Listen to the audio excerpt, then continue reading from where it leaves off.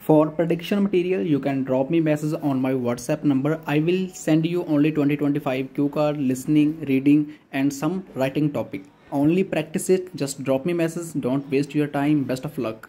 Section 1. You will hear a woman phoning the local council about an abandoned vehicle. First, you have some time to look at questions 1 to 6.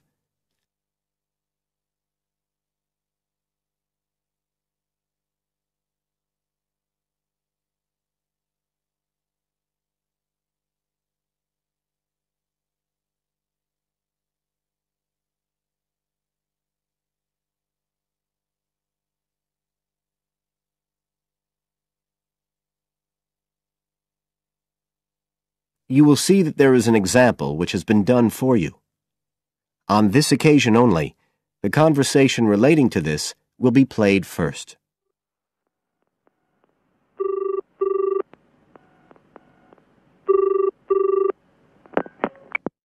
Environmental Health Department, Paul speaking. Oh, hello. I wanted to report a vehicle that's been left parked near where I live. I think it's been abandoned. I wondered if the council could arrange to get it towed away. Have I got through to the right department? Yes, you have. If I could just take a few details. Your name, please? Mrs. Shefford. Thank you. The caller's name is Mrs. Shefford, so Mrs. Shefford has been written in the space. Now we shall begin. You should answer the questions as you listen, because you will not hear the recording a second time. Listen carefully and answer questions 1 to 6.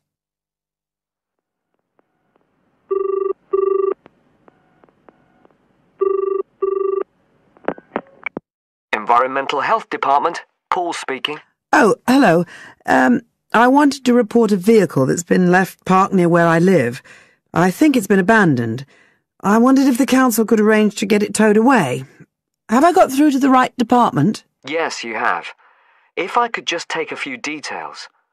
Your name, please? Mrs. Shefford. Thank you. It's not my vehicle, though. I just thought someone ought to report it. No, that's fine.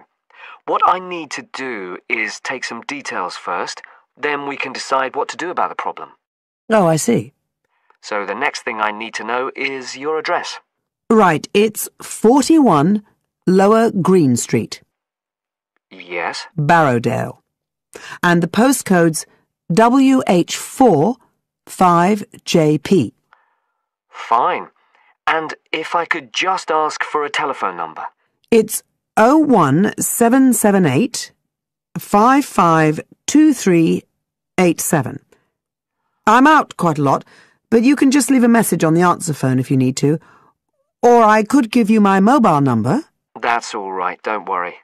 Now, could you tell me a little more about this vehicle? You say it's been abandoned. Well, it certainly looks like it. Can you give me an idea of where it is? Yes, it's near the main road that goes through Barrowdale. Is that the A69? Yes, that's right. Now, there's the primary school just towards the end of the village, and then next to that, next to the children's playground, there's a field, and it's in there. Oh. I wonder how it got in there. Well, there's a gate to allow farm machinery in and out. I thought something ought to be done about it. The children from the school might start playing in the vehicle and lock themselves in or something. Yes, you are quite right to report it. And what type of vehicle are we talking about here? It's a van, actually. You know, the sort with just a couple of little windows at the back. Right. You don't happen to know the make and model, do you? Oh, yes. I went and had a look and got all the details. I thought you might need them. I'm surprised the school hasn't contacted you about it. Anyway, I wrote the details down. Right. It's a Katala, and the model's a Flyer 2000. Is that Flyer? That's right. Very good. And the colour? Well, it's not all that easy to see because it's absolutely filthy. And actually, it looks as if it's had a paint job at some stage. It's blue, but you can just see white underneath where it's been scratched. Right.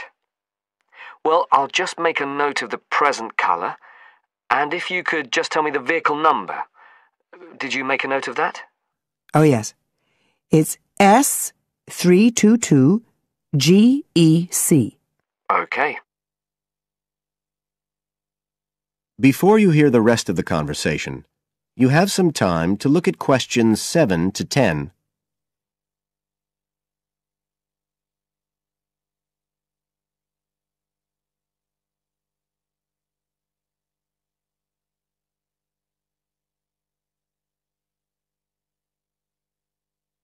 Now listen and answer questions 7 to 10. And it sounds as if the general condition of the vehicle isn't too good, from what you say. No, it's pretty poor. It wouldn't be drivable. It's got a flat tire and there's a crack in the windscreen. I reckon someone just wanted to get rid of it. That's usually the way. It's been there for nearly a week. No, it must be 8 days. I remember it was a Sunday morning when I noticed it. It wasn't there the day before. I walk past it most days on the way to the shops. I'd have thought the school would have reported it. Does the field actually belong to the school? No, it's part of Hill Farm Estate. Right. I'll just make a note of that. And I don't suppose you have any information about who might own the vehicle? No, I've no idea. So what will you do now? Well, we'll come and have a look and see if we can trace the owner. And if we can't, the vehicle will be removed as rapidly as the law permits. It could be anything up to 20 days. One thing I should say, I'm quite sure this doesn't belong to anyone round here. I'd definitely recognize it if it was from someone who lived here. So you don't think it was anyone local? Right. I'd say at a guess we're looking at a stolen vehicle here. I did wonder if it might have been. You hear such a lot about car thieves nowadays. Well, we certainly will be looking into that possibility. Anyway, thank you for contacting us, Mrs. Shefford, and we'll keep you informed of what happens. Right. Thank you very much. Goodbye. Goodbye. That is the end of section 1. You now have half a minute to check your answers.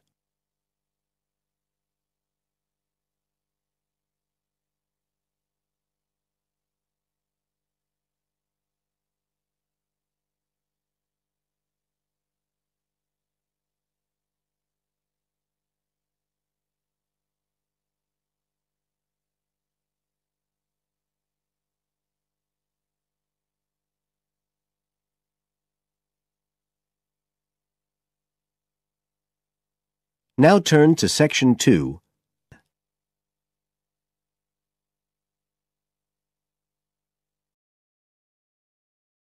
Section 2. You will hear a tour guide talking to a group of tourists who are visiting a historic town on the east coast of the USA. First, you have some time to look at questions 11 to 17.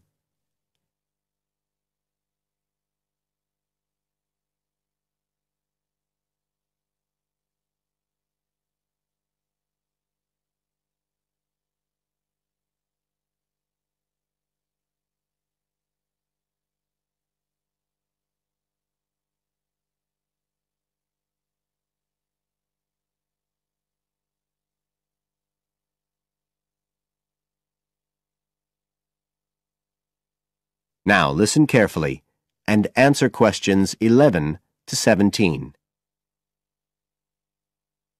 Right.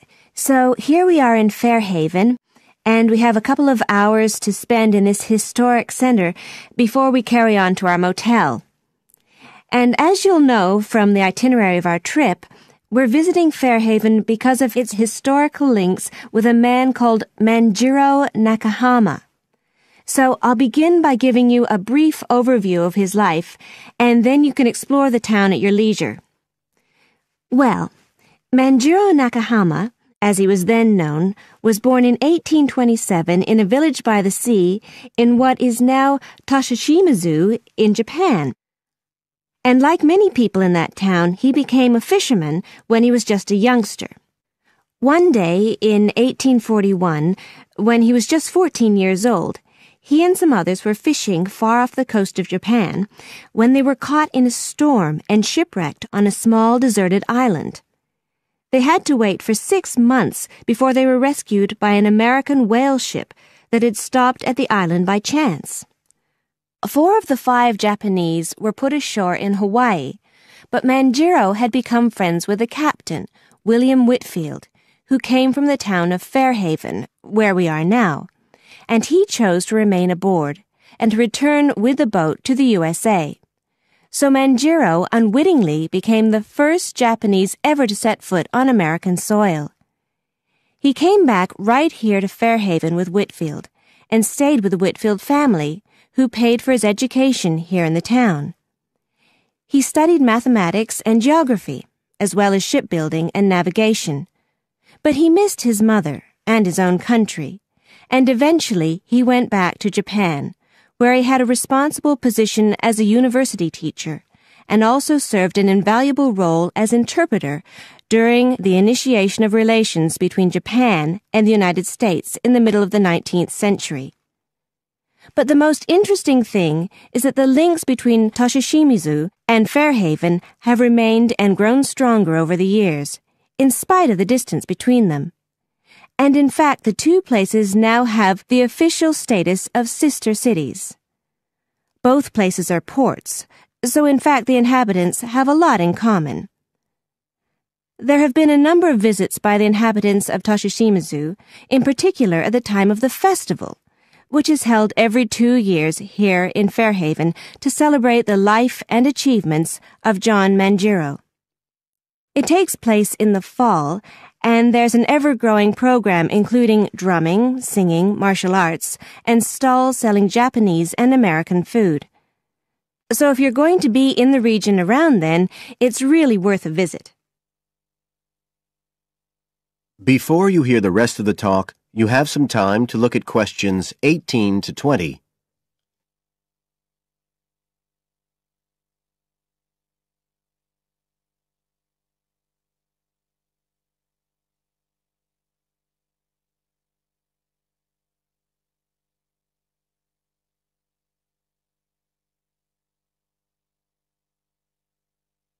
Now listen and answer questions 18 to 20.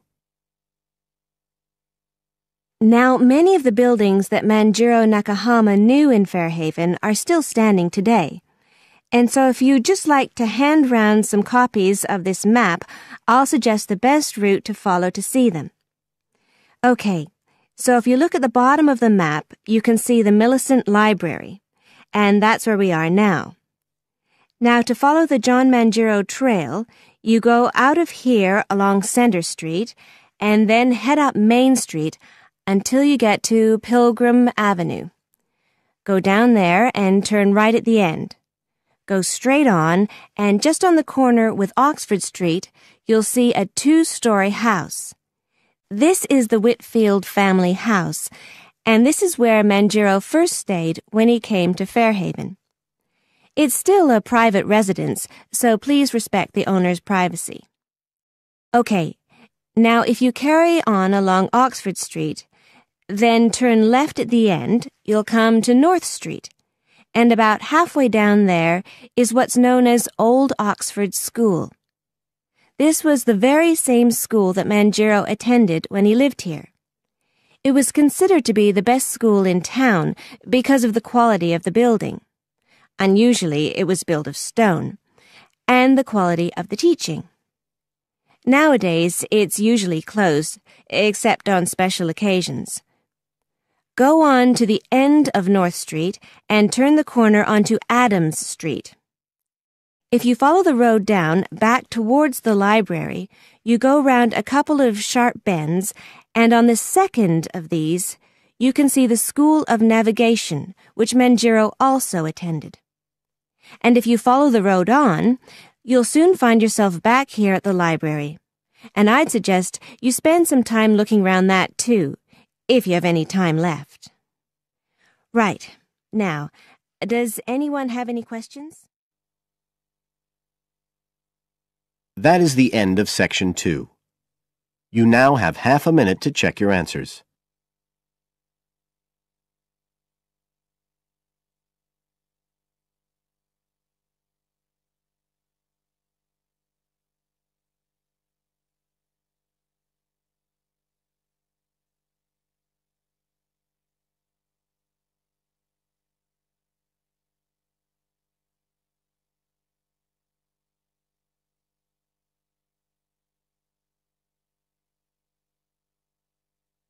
Now turn to Section 3.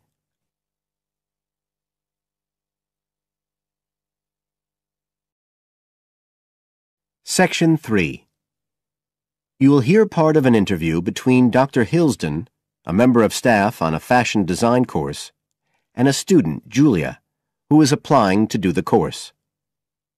First, you have some time to look at questions 21 to 23.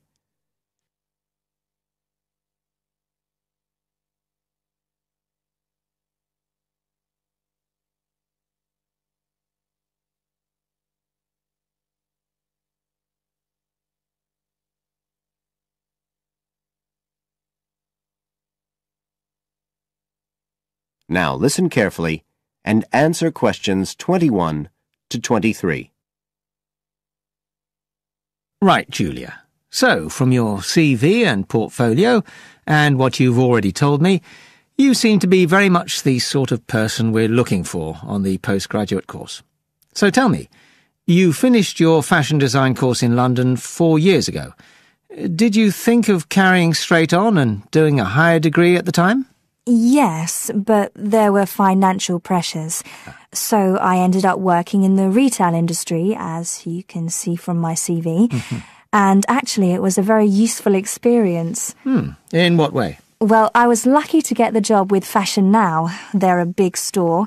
And one of my priorities was to get as much experience as possible in different areas. So that was good because I had the chance to work in lots of different departments. And having direct contact with the customers meant I was able to see how they reacted to innovation, to new fashion ideas. Because with Fashion Now, a designer might show something in New York or Milan, and there'll be something similar in the shop within weeks. So that was probably the most useful thing for me. Right. And so what's made you decide to do a postgraduate course now? Well, while I enjoyed working at Fashion Now, and I learned a lot there, I felt, the way forward would have been to develop my managerial skills, rather than my skills in fashion design, and I'm not sure that's what I want to do. Yes. When I was doing my degree in London, I'd been interested in women's wear, but I know that there's been a lot of work done in areas like new fabric construction. And though I'm not intending to go too deeply into the technology, I'd be very interested in looking at how new fabrics could be used in children's wear. So I'd like the chance to pursue that line. Yes, good. And are you at all concerned about what it's going to be like coming back into an academic context after being away from it for several years? No, I'm looking forward to it. But I'm basically more interested in the application than the theory. Or at least that's what I've found so far, and I'm hoping the course will give me the contacts and skills I need eventually to set up my own enterprise. I'm particularly interested by the overseas links that the department has. Yes, many of our students look overseas or to international companies for sponsorship of their projects. You now have some time to look at questions 24 to 30.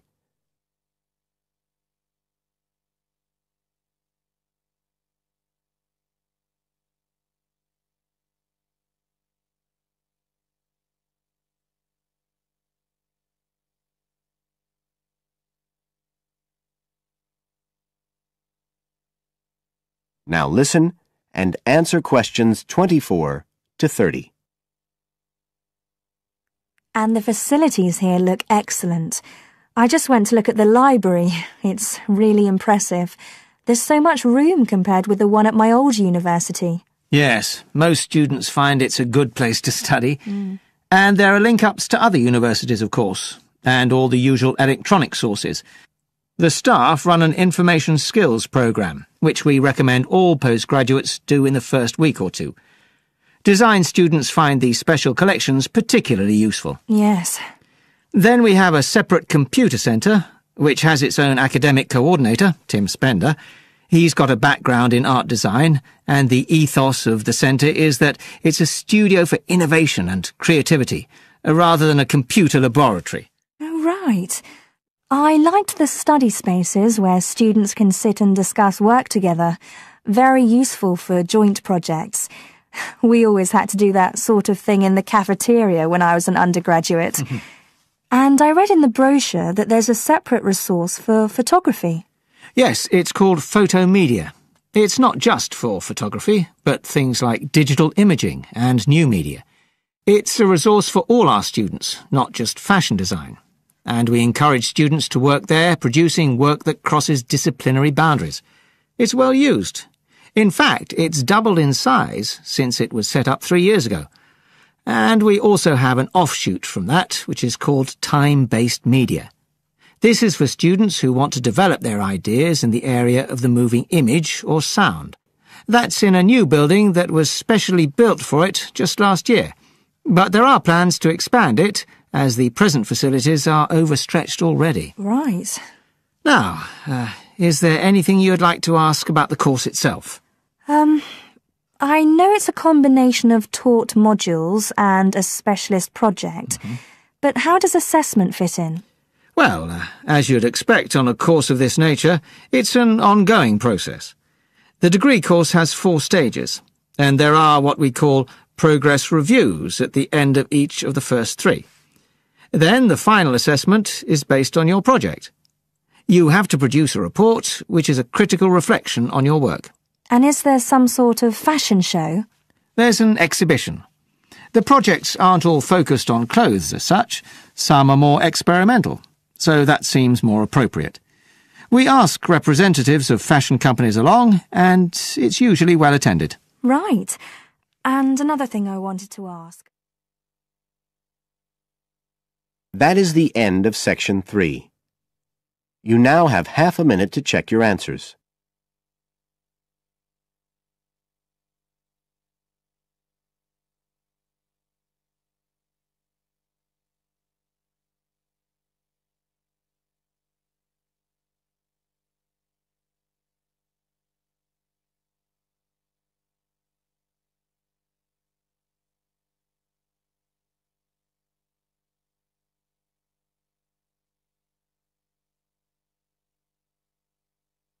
Now turn to section 4.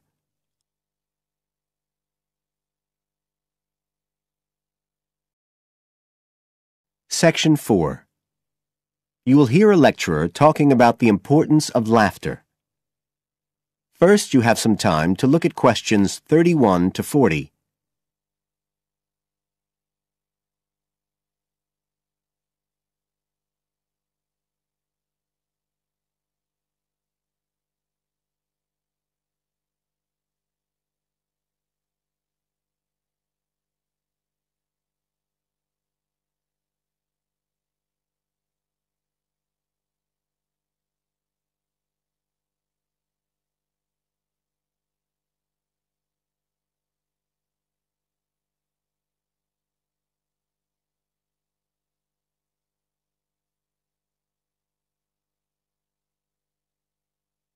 Now listen carefully and answer questions 31 to 40. Good afternoon, everybody. And in our second talk on social psychology, I want to look at the role of laughter in our lives, something that usually gets everyone smiling from the start. So, first of all, I'll start by looking at the actual nature of laughter. Well, when someone laughs, you've got movement of the muscles of the face and the chest, and you've got sound formed when the air's forced out of the body as part of this process. So we're talking about a physical activity. But obviously, other things are involved as well, and this is where it gets more complicated. Laughing isn't something that you normally decide to do, so it's not voluntary behaviour like ordinary speech. Instead, it's regulated by our instincts, rather like the singing of a bird or the roaring of a lion. And once you start to laugh, it can be quite hard to stop. That's not always under your conscious control either. But why do we laugh? Because we find something funny, most of us would say. But in fact, it appears that laughter has little to do with jokes or funny stories. Only about 10% of laughter is caused by things like that. One suggestion is that human laughter may have originally started out as a shared response to signal relief at the passing of danger. And it's true that even these days, laughter's rarely an activity carried out by an individual on his or her own. In fact, people are 30 times more likely to laugh when they're with other people than when they're completely alone. Laughter still seems to be a kind of social signal. It occurs when people are in a group and they're comfortable with one another. And it seems likely that laughter can result in the creation of bonds between the people in the group.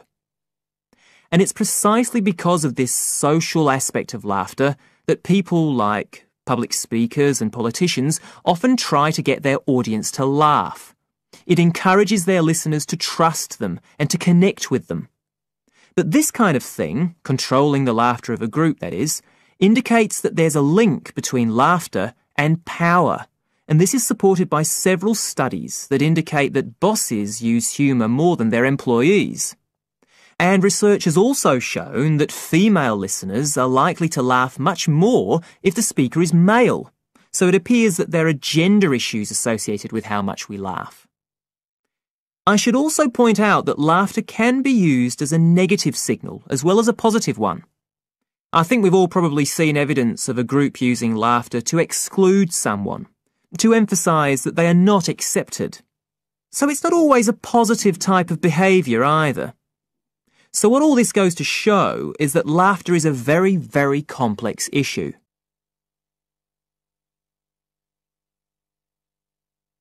It does appear, however, that laughter has definite benefits. If we look first at the psychological aspects, we know that people often tend to store negative emotions such as anger, sadness and fear, rather than expressing them. And it seems that laughter provides a harmless way for the release of these emotions. But there are also clear physical effects that have been monitored too. For example, laughter is good aerobic exercise. It speeds up heart rate and respiration and raises blood pressure. One researcher suggests that 100 laughs a day is the equivalent of 10 minutes jogging. Laughter also helps prevent the stress that so many people suffer from today, which results from the faster pace of life and all that goes with it. It does this by reducing the levels of hormones in the blood which are caused by stress. And in addition, it is known to increase the levels of chemicals that protect the body from infection or pain, and so it helps to boost the immune system. One interesting study showed that people who had had surgical operations asked for fewer painkillers if they'd been viewing comic films. In fact, research has even shown that the quality of dreams can be positively affected by laughter. A good laugh 10 minutes before going to sleep can prevent you from having bad dreams and give a much more pleasant and restorative night's sleep. So there's now little argument that finding things funny and enjoying a good laugh is extremely beneficial to us all. What we need to consider now are the ways in which laughter can be used as a treatment for people who... That is the end of section 4. You now have half a minute to check your answers.